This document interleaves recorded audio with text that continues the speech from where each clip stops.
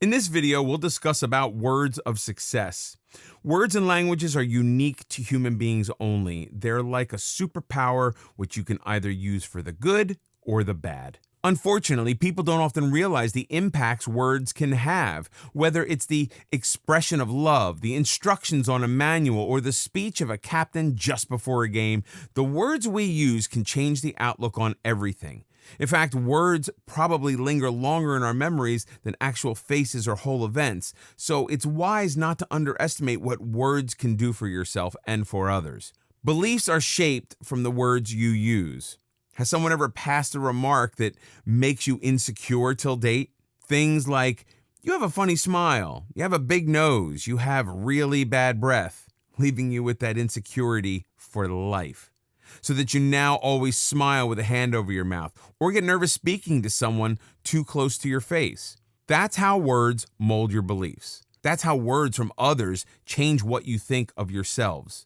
The same goes for compliments.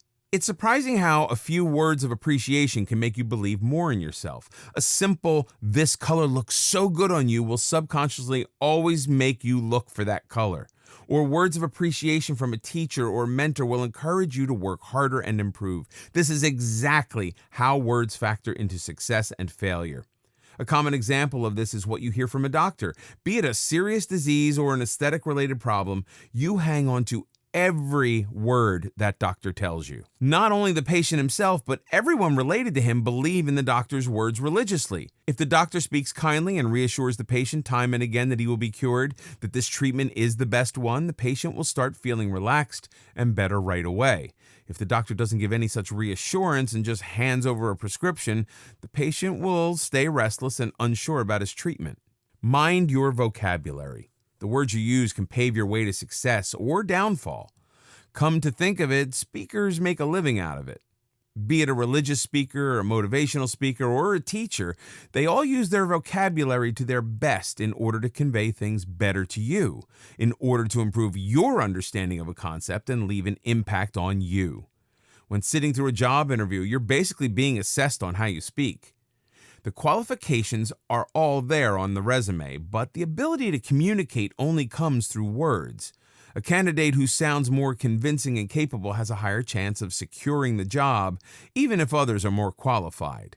The right words are not only more convincing, but will also be an indicator of how well-read you are. For students, vocabulary can make a huge difference. Without the right choice of words, it's very likely that they will fail to express how good their concepts are and might not do so well on a test. So, mind your vocabulary, as it can shape the level of your success. Even in relationships, vocabulary can save you, or in the other case, get you into trouble. With the right words, you can be more expressive of your feelings, good or bad, so that the other person knows exactly how you feel. It keeps things from getting boring and monotonous. Say your spouse wants to know how they look every time they dress up for you. Do not just stick with beautiful every time. Use other expressions to tell them how you feel, to boost their confidence and encourage them to put in that extra effort for you next time as well. And more importantly, so that it's believable. Otherwise, they'll just think your words don't carry meaning at all. Use more "I can" rather than "I can't." These are words that are entirely related to you. They can make you test your abilities, or they can make you give up. Read a new recipe that seems yummy but too complicated. Was your answer, "I can't do this"? Did you just tell yourself that without even trying? Can you ever hope to succeed at something if you don't even try? The more you use this phrase, the more opportunities of success you'll miss out on.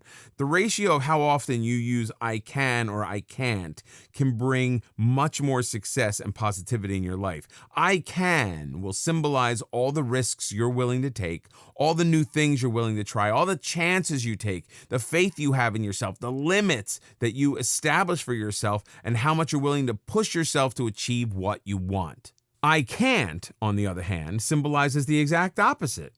It's all the chances you missed, the times you refused to see if you could push past an obstacle, the opportunities that you didn't let yourself avail, and basically failure without even a single try. Try making your choice of words positive, using I can so that you can reprogram your subconscious mind to believe things about yourself, your potential, and your aspirations.